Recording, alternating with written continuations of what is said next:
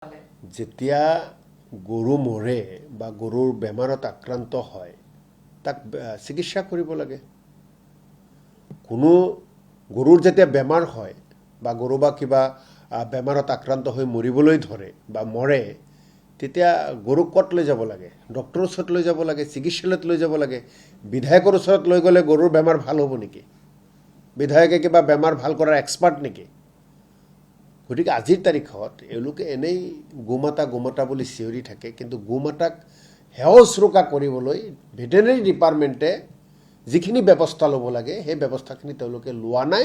আৰু মই আপোনালোকক নিশ্চিততে কৈছোঁ যে আজিৰ তাৰিখত গোধনৰ বিপৰীতে যিমান চিকিৎসক কৰ্মচাৰী লাগে তাৰ অভাৱ অসমত আছে। চাওক, মই আকৌ কৈছোঁ যে তেওঁলোকে মূল বিষয়টো ক'ৰ পৰা নিছে?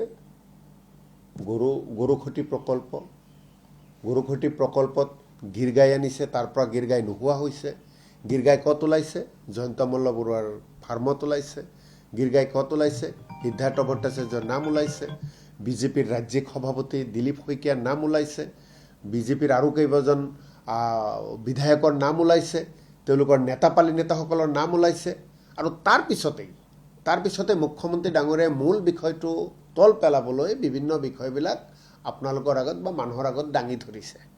তো আমাৰ প্ৰশ্ন হ'ল যে গিৰ গাই বিতৰ্ক সম্পৰ্কত আজিৰ তাৰিখত মুখ্যমন্ত্ৰী ডাঙৰীয়াই স্পষ্টভাৱে কোনো উত্তৰ দিব পৰা নাই। পদ্মা হাজৰিকাই যদি এইপিনে কৈছে, মুখ্যমন্ত্ৰী ডাঙৰীয়াই বেলেগ এটা কথা কৈছে, জয়ন্ত মল্ল বৰুৱাই বেলেগ এটা কৈছে, দিগন্ত কলিতাই বেলেগ এটা কথা কৈছে, আন বিধায়কসকলে বেলেগ এটা কথা কৈছে। আমাৰ প্ৰশ্ন হ'ল যে গোধনক বা গিৰ গাই তেওঁলোকে জানিছিল, তাৰ যে বেমাৰ হ'ল, সেই বেমাৰ ভাল কৰিবলৈ অসমত পশু চিকিৎসকৰ অভাৱ নেকি? বেমাৰ ভাল কৰিবলৈ পশু চিকিৎসালয়ত ঔষধ দৰৱ পাতিৰ অভাৱ নেকি? আমাৰ সেইটোৱে প্ৰশ্ন। মাননীয় মুখ্যমন্ত্ৰী ডাঙৰীয়াই তাৰ উত্তৰ দিব লাগে।